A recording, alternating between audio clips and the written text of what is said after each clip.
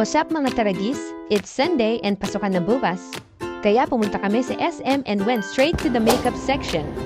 Ito talaga ang pinaka-importante sa lahat. The rest pwede kasing hiramin sa classmate. So, nabisi na si madam natin. Nagkadut-dutan lang ang mukha. Bumili din pala siya ng socks. Burlington, beka naman. At di pa pala tapos ang dut-dutan, dinutut ulit niya ang mukha at dinutut din ni ate na sales lady.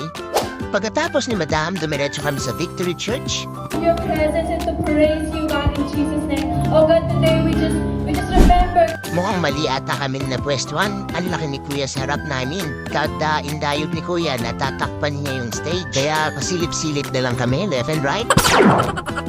After ng misa, it's time to go back sa SM to watch Deadpool.